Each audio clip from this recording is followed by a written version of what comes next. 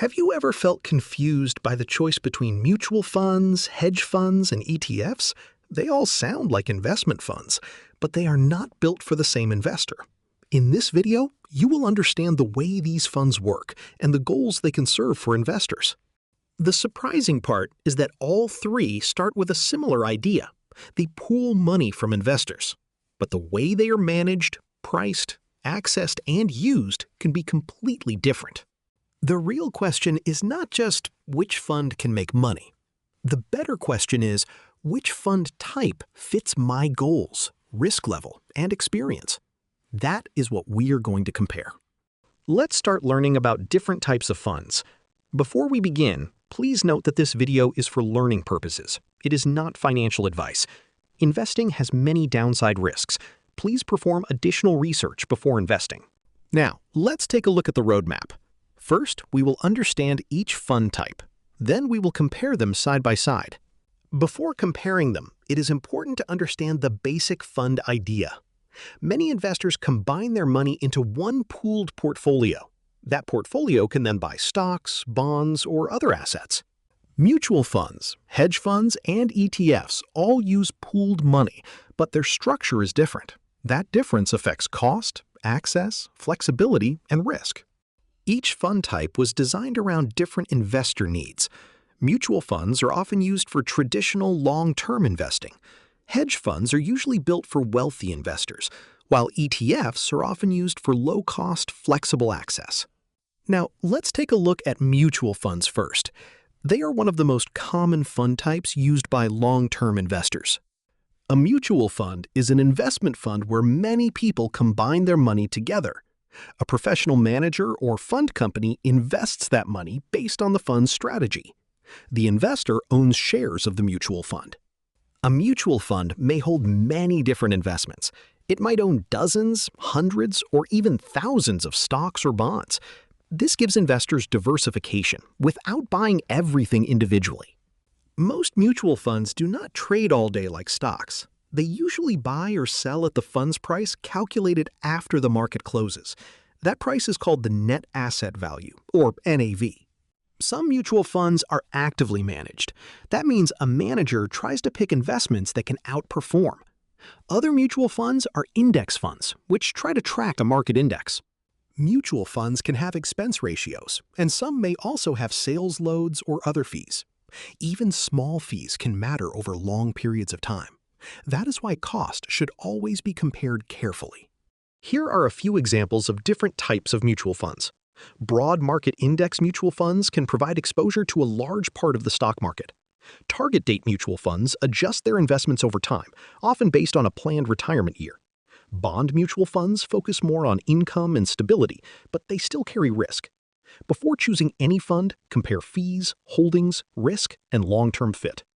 Mutual funds can make sense for hands-off investors who want a simple, long-term approach. They can also be useful when they are already available inside an employer retirement plan. The key is choosing low-cost funds that match the investor's goal. Now, let's take a look at hedge funds. This is where the comparison becomes very different. Hedge funds are usually not designed for everyday investors. A hedge fund is a private investment fund. It usually targets wealthy or accredited investors. Hedge funds often use more complex strategies than regular mutual funds or ETFs. Most hedge funds are not available to everyday investors. They are often limited to accredited investors, institutions, or people with high income or high net worth. Access is one of the biggest differences. Hedge funds may use short selling, leverage, derivatives, arbitrage, or alternative assets. These strategies can sound powerful, but they can also make the fund harder to understand. Hedge funds often charge a management fee. Many may also charge a performance fee based on profits. This can make them much more expensive than typical mutual funds or ETFs. Hedge funds can come with complex strategies that can create risks of higher losses and limited liquidity.